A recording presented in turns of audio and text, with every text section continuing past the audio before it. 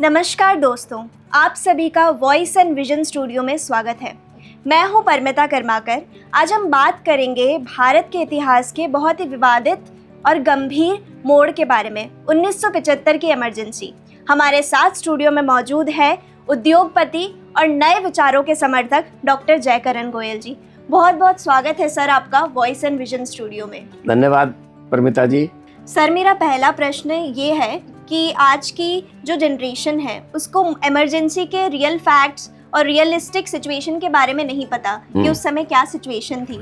तो आप प्लीज हमें बताइए कि जब इमरजेंसी लागू हुई थी तब उस टाइम क्या रियल फैक्ट्स थे, क्या रियल इंसिडेंट्स हुए थे और इससे आम लोगों पर क्या असर पड़ा। इमरजेंसी की रियल स्टोरी के बारे में, रियल घटनाक्रम के बारे में जानना चाहिए और फिर यूथ डिसाइड करे कि what is wrong and what is right.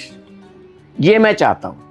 मैं अपनी तरफ से इसके अंदर कुछ भी प्लस या माइनस करना पसंद नहीं करूंगा, क्योंकि मॉडर्न जनरेशन के सामने जितनी बातें आ रही हैं वो बायस्ड है।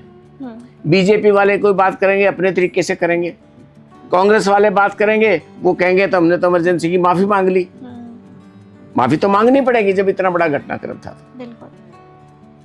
ठीक है, गलत है।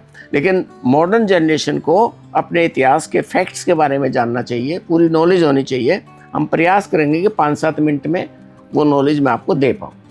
इमरजेंसी के टाइम में मैं जवान हो चुका था और मेरी शादी हो चुकी थी, और जिस दिन इमरजेंसी लगी आई वाज स्टन्ड।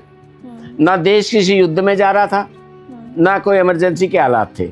लगभग 10 दिन पहले इलाहाबाद हाईकोर्ट के जज थे जगमोहन लाल, जो चुनाव हुआ था 1971 में लोकसभा का, कि भाई इंदिरा गांधी का चुनाव अवैध है, जजमेंट था ये। बाद में ये बात सामने आई निकल के कि उन जज महोदय को प्रलोभन दिया गया था सरकार की ओर से कि अगर आप इंदिरा जी के फेवर में फैसला देंगे, मतलब उनके फेवर में अगर आप जजमेंट लिखेंगे तो आपको सुप्रीम कोर्ट के अंदर प्रमोट कर दिया जाएगा। उन्होंने कहा नहीं, मैं न्याय के साथ समझौता नहीं करूंगा।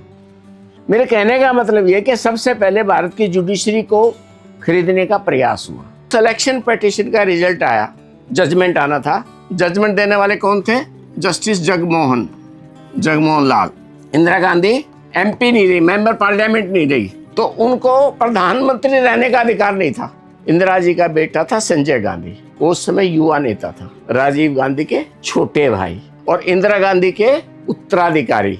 तो उन्होंने कहा मम्मी को कि नहीं मम्मी रिजाइन तो नहीं करेंगे, तो फिर क्या करेंगे?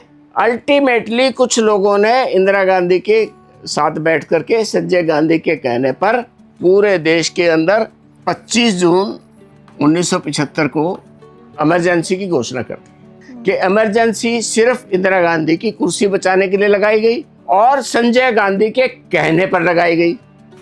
जितने विपक्ष के नेता थे सबको जेलों के अंदर डाल दिया गया, और ये समझ लो कि 19 महीने तक ना उन पे कोई मुकदमा चला और ना कोई अपील। सब जेल के अंदर पड़े रहे और सब मीसा में भर्ती थे। मीसा मतलब maintenance of internal security act. अब एक बात यूथ को जाननी चाहिए कि सिवाय इस बात के कि इंदिरा गांधी का चुनाव अवैध हो गया था रायबरेली से, उसके बाद पूरे देश को जेल खाना बन गया, प्रेस के ऊपर सेंसरशिप आ गई, संविधान के अंदर बदलाव हुए। 1967 में इलेक्शन हुआ था लोकसभा का, ड्यू कब था? 1972 में। लेकिन इंदिरा गांधी ने देखा कि माहौल तुम्हारे फेवर में है, 1 साल पहले इलेक्शन करवा लिया। 71 में इलेक्शन हो गए, पहली बार लोकसभा के मिड टर्म पोल हुए 1 साल पहले। फिर 1971 के बाद दूसरा इलेक्शन कब होना था? 1976 में। अब 1975 में इमरजेंसी लग गई, तो 5 साल पूरे हो रहे थे 1976 में। 76 में इलेक्शन नहीं करवाए गए, संविधान संशोधन किया गया कि लोकसभा का कार्यकाल 6 साल का हो गया, ताकि 76 में इलेक्शन ना कराना पड़े। हवा खराब थी इनकी। पूरे देश के अंदर आपातकाल के अंदर प्रेस सेंसरशिप हो गई, अखबार अपनी मर्जी से नहीं चलते थे, दूरदर्शन के समाचार सरकार के कंट्रोल में थे, हर चीज़ पे सेंसर होता था, कौन क्या बोलेगा और क्या नहीं बोलेगा। और जनता उस समय पर इस बात से ज़्यादा परेशान थी कि उस समय फैमिली प्लानिंग चल रही थी। उस फैमिली प्लानिंग में जबरन जबरदस्त नसबंदी होती थी। हरियाणा के एक चीफ मिनिस्टर थे चौधरी बंसी लाल, वो इंदिरा गांधी के निकटतम थे और इंदिरा गांधी से भी ज्यादा वो संजय गांधी के निकटतम थे। तो अपने नंबर बनाने के लिए उन्होंने हरियाणा के अंदर एक नसबंदी का अभियान लिया। जनता में इमरजेंसी की जो एट्रोसाइट्स थे, जो जुल्म हो रहे थे, उनके ऊपर समाचार पत्र निकाल रहे थे। तो आरएसएस उसका सबसे बड़ा विरोधी था और आरएसएस ने इमरजेंसी का सबसे बड़ा प्रतिकार किया। ये भी इतिहास का एक सत्य है जी। और आरएसएस ने बाकायदा सत्याग्रह आंदोलन किया, इमरजेंसी हटने तक वो आंदोलन चलता रहा और आरएसएस के अनेक लोग जेल के अंदर बंद रहे।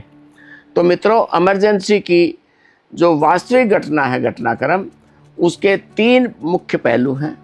नंबर 1, इंदिरा गांधी जेपी आंदोलन से घबराई हुई थी जी। नंबर 2, कुर्सी छोड़ना नहीं चाहती थी। नंबर 3, संजय गांधी के कहने के ऊपर इमरजेंसी इम्पोज हुई। शायद इंदिरा गांधी इतना डिसीजन स्वयं लेने में हिचकिचा रही थी, लेकिन संजय गांधी एक किस्म की मम्मी को पकड़ के बैठ गए, नहीं मम्मी कुर्सी नहीं छोड़ेंगे, आप चाहे कुछ भी करो। और फिर ऑल इंडिया रेडियो से प्रसारण हुआ इंदिरा गांधी जी का और इमरजेंसी डिक्लेयर हो गई 25 जून 1975 को। और वो यूथ को जानना चाहिए कि बुरा सपना था, देश बुरे सपने के नाते भूल जाएगा, लेकिन यूथ को एक चीज याद रखनी पड़ेगी कि इस टाइप के पॉलिटिक्स को यूथ ही उस समय खड़ा हुआ था जेपी के नीचे, जयप्रकाश नारायण के नीचे। और यूथ अगर सजैव रहेगा तो इस टाइप के एपिसोड भारत के इतिहास में दोबारा घटित नहीं होंगे। इसका ये संदेश है। सर बहुत बहुत शुक्रिया, आपने अपना कीमती वक्त निकाला और इमरजेंसी जैसे गंभीर टॉपिक को हमारे यूथ को समझाया, उसके रियलिस्टिक फैक्ट्स हमें बताए, हमें बहुत ही ज़्यादा इंसाइटफुल इन्फॉर्मेशन मिली। Thank you so much sir for coming to the studio.